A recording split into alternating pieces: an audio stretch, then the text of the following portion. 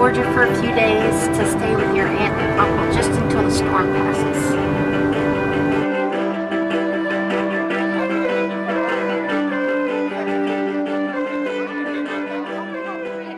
Everybody was watching the news, and we didn't realize how fast Hurricane Katrina grew. And when I saw the parish president announce that it was a mandatory evacuation for all St. Bernard residents, that it was now a major hurricane, we were told it was mandatory to leave.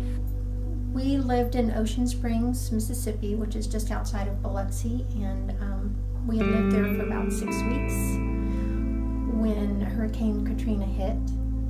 You know, we knew the storm was coming.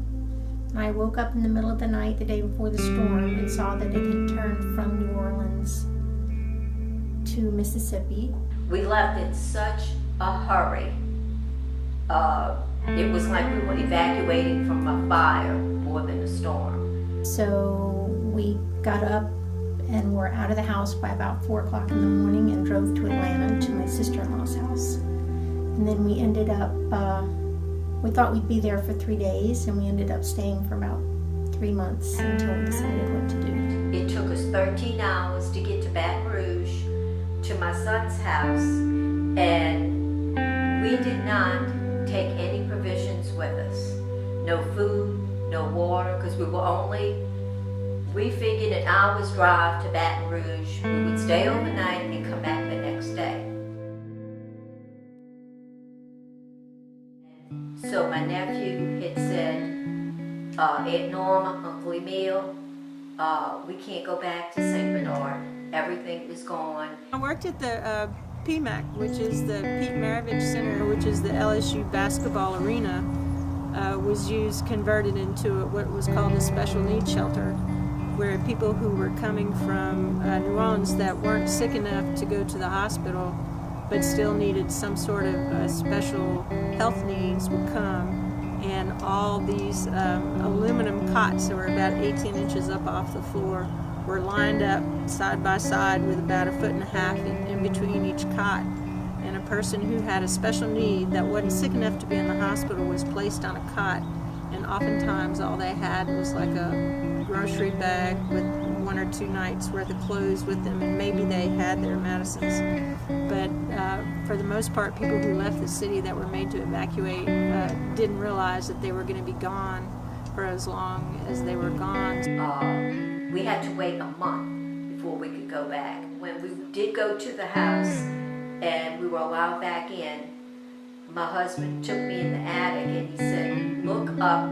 He said, "You see that mark on the top board?" And I said, "Yes." He said, "That means that's how much water we had in the attic." We had 2 feet of water in the attic. And so if we would have stayed, we would have not survived. I didn't make it back to Mississippi until about 1.5 weeks after the storm. My husband went back the day after. It was, of course, the area was still very devastated. The house was full of black mold. We had to wear those gas mask things before we could go in and try to salvage anything that was left. And there wasn't much left on the first floor. This is the damage.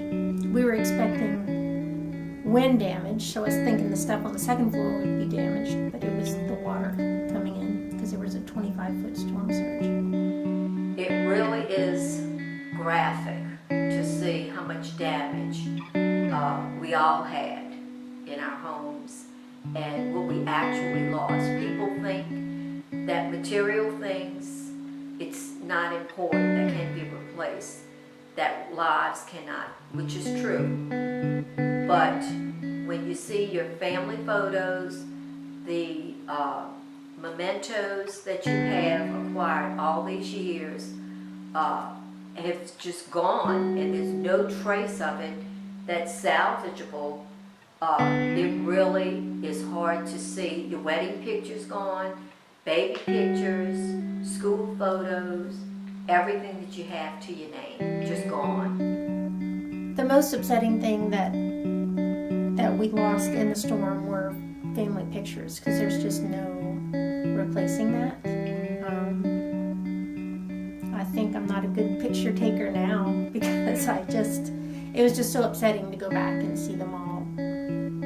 You know, they were still in the house, but they were all ruined.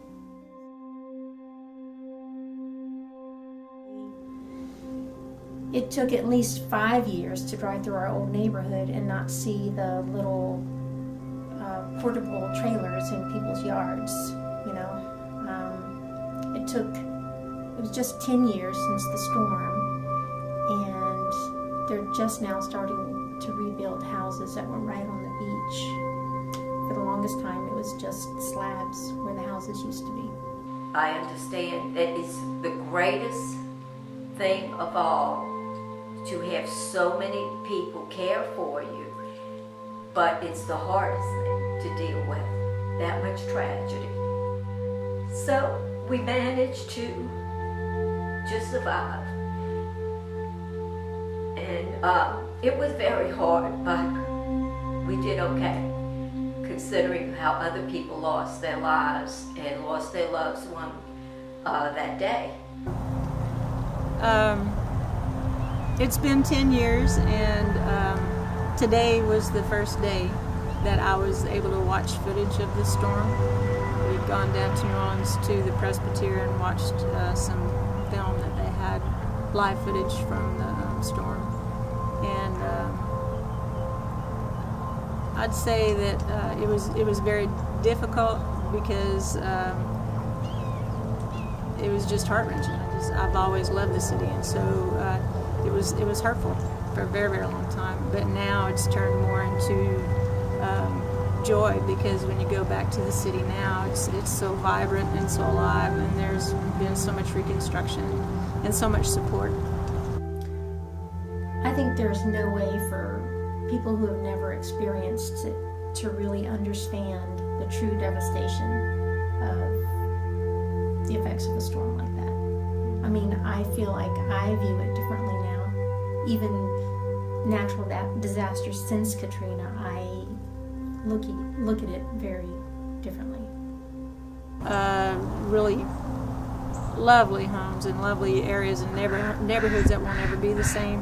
A large part for me of what New Orleans was the culture and the architecture and the music. Well, the culture is a little different. The architecture is definitely different in the places that were affected. And the music actually is better, I think. I think the community is stronger because of the storm, because people really came together. But there are so many people who left and didn't come back. And I think that that's the saddest part, especially when New Orleans was their home and that's all they knew. And they were torn from it and didn't have any choice.